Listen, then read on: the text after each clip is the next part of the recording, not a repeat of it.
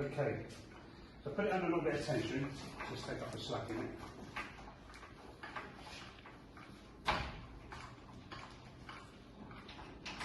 Okay, what we're missing, guys, we're missing something quite important here now, yeah? Safety strap. Safety strap, yeah, so grab one of them safety straps over there.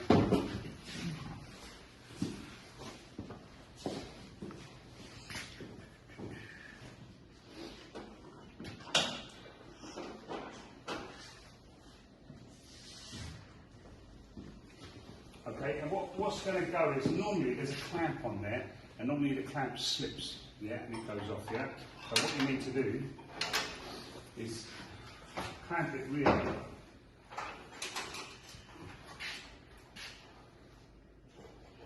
Clamp it near where the clamp would be, if you like. Let's put the safety strap on. Now this safety strap, it needs to be loose, yeah? It can't get tight when you're pulling, so it needs to be a little bit loose. And I'll clip it on the chain here, or I'll put it through the clamp, yeah? So this is nice and loose. The idea is that if that goes, it will go so quick you won't see it, yeah? Alright? And you want it to catch, alright? So you want to catch it about here. You don't want to whack the person walking past. You also don't want to stand here, because this is where it's going to go if it goes. Yeah, and if it goes, it will hit you, and it will hit you so quick you won't see it, yeah? Alright? Are we okay with that, yeah? Okay, so you've got a car that's been T-boned, you've got a dozer at the front, and I'll show you how these rams work now. Dozer at the front, you've got a ram at the back. On the side, you want to set this up so it's locked in place. You will see. We will have it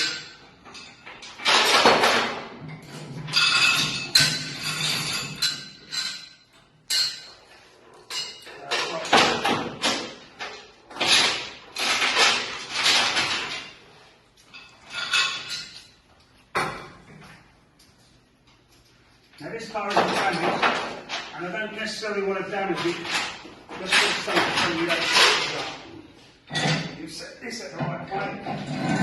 You've got the chain on the car, but it's not tight. And I said about this one having valves on the bottom, so you undo this valve now, that will put the energy in here which will push the ram up, this piston will come up.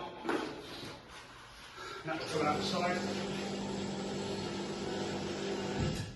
Make sure that pin's in there so it looks on. Yeah, so that's pretty solid, yeah? So this one will be pulling out the side. You will have a ram on the front, pull it in the front, and you'll have a vector pull on the back, pull in the back, yeah? And that's to split the car, to push the car out whilst pulling the side out, the side impacts. Are we all okay with that? All right, now, where you guys have probably just got a Celette bench, you've probably got one dozer. Yeah, so side impacts on a Celette bench, it's a little bit harder to set this up on the back, but there's still a way of doing it.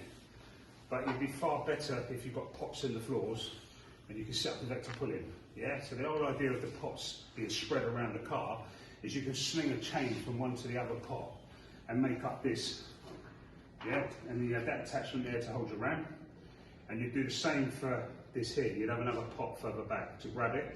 If, say for argument's sake, your pot was here and your pot was here, you would put a chain from that one, you put that chain on this one, you put a chain from that one, and you pull it over so to get it in position. So if I wanted to pull here for argument's sake, out the middle here, I could sling the chains between these holes, couldn't I?